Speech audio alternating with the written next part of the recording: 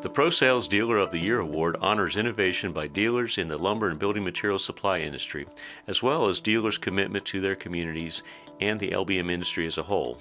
The Dealer of the Year is chosen from among more than 7,000 dealers nationwide. This year's Dealer of the Year award goes to Jackson Lumber and Millwork in Lawrence, Massachusetts. The Teresi family of Jackson Lumber demonstrates a willingness to ruthlessly examine their operations and, when needed, make major changes with the ultimate goal of better serving their customers. Mark, Jay, and Joe Teresi and their staff are leading by example, and for that, Jackson Lumber and Millwork is ProSales 2014 Dealer of the Year. Continue watching and you'll see why. My grandfather started the business back in 1946, right at the end of World War II. It was him and his brothers. He'd been a contractor. Growing up, that was his trade. What he saw in the marketplace was an opportunity to develop a pro yard that serviced the needs of contractors, not just the needs of retailers. There were 6 other lumber yards in the city at the time, but he felt that there was a good opportunity to add a value to contractors that wasn't being met. So he opened the business up on Jackson Street in Lawrence, and that's where the name came from.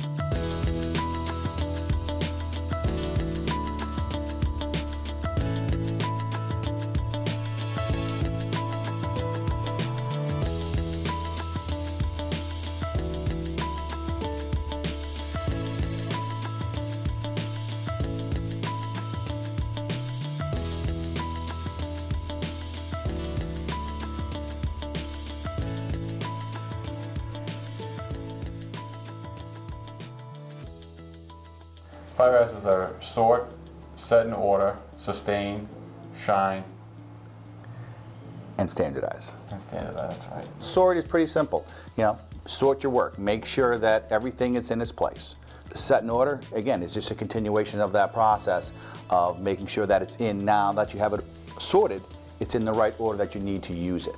Shine means make sure your place is neat and orderly. Once you figure out the process, document the process and standardize the process. So it's repetitive. It's sustain. And that just means going back and reevaluating yourself, audit the work you're doing, making sure that are you still sorting? Are you still standardizing? Are you still doing all the 4 steps that you spent all that time working? That's efficiency and that's consistency. And if you can give your customers a consistent product or a consistent service, you'll develop loyalty. Our grandfather started the business, and we're the 3rd generation. The unique thing is, I think, well, we're all related, obviously. We're 3 unique people. We have our different personalities, our different skill sets. But when it comes to the business, we really don't have an ego. So we act together as a team. We consult each other. We talk to each other, but we defer to each other's strengths and weaknesses. Jay's our CFO, so he understands the numbers. And when it comes to, evaluating something on that, we're going to defer to Jay, and what he tells us, we're going to go with. Joe is our millwork expert. He has a very creative mind, thinks outside the box. So when it comes to projects like that, he does that. My strengths are in the lumber and building materials, so I kind of handle that daily work. We work together as a team, and it's really not about ego. It's not about who's in charge. It's about, how can we be the best possible business we can be? How can we be the most profitable, the most efficient, the best place to work?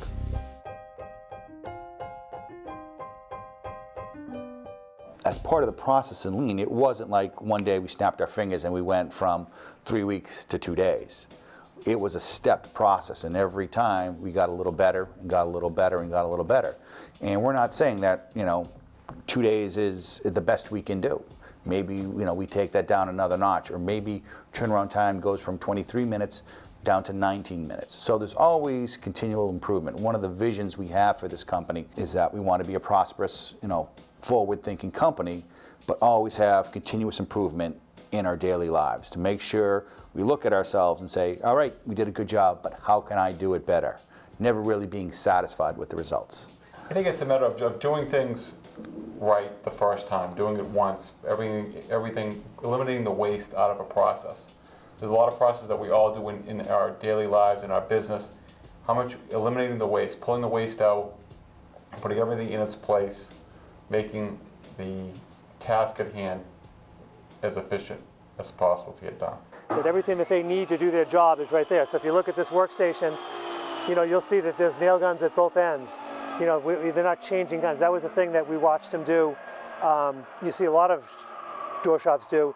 is, they'll do a process and then they'll change guns and they'll put another hose in. Well, we'll just give them 2 hoses. Yeah. Right? Why changing guns? That's waste. That's lean. Yeah. Talking to our drivers and our stagers, we asked them, what would make your jobs more efficient so you can load and unload faster? Well, if everything wasn't together in one place. So we developed the concept after talking to our staff of, let's develop an area where every load was put in for the truck. So the first thing we said, we looked at a map and we said, well, what makes the most logical sense to park the trucks? So now each vehicle's got a parking spot. When it comes in, it parks there. Doesn't matter, always does. Second thing we said, well, let's put the loads close to the vehicle so they're not driving all across the yard. And then we looked at, well, how do we know what can fit on a truck? So we developed a box concept where we took the dimensions of the truck, doubled it, and spray painted that as a box in the yard. And that allows the guys to have a little visual recognition when they know that the load is big enough to fit on the truck. So throughout the day, whenever they're staging, when they're finished, they put that next run in the box, and this way when the driver comes back, he pulls in, everything that's in that box is going on the truck. The QC is done ahead of time, so it allows them to get a turnaround time faster. When we first started this process, we measured our vehicles, and it took over 40 minutes for our truck drivers to come into the yard, get reloaded, and get out of the yard. Through this process and fine-tuning it, we've now got that down to 23 minutes. What does that add over the course of a day? Well, if you're doing 3 runs a day and you're taking 20 minutes off of each run, that's another hour. It's another hour either to service another customer or to save money on overhead. In either case, it's a win-win situation.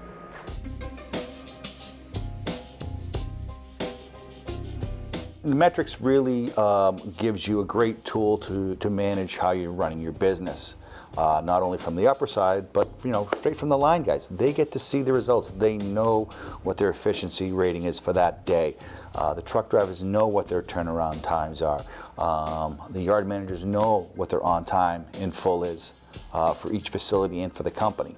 By giving that feedback every day, it really allows them to adjust their work so they can get the results that they desire. We come in every day and I can take a look at my metrics and understand what areas I need to focus my attention on, what things are going well, what areas we're stumbling on. Well, like I said, if I look at my on time in full and I see that my in full rating is slipping, I can dig down deep and realize, hey, I've got some out of stocks, and I can sit down with the buyer and we can evaluate what the problem is. Is it our inventory levels? Is it a vendor problem? Is it a sales problem? We're not guessing. We're using metrics to dig down deep into the data to find out what really is the root cause.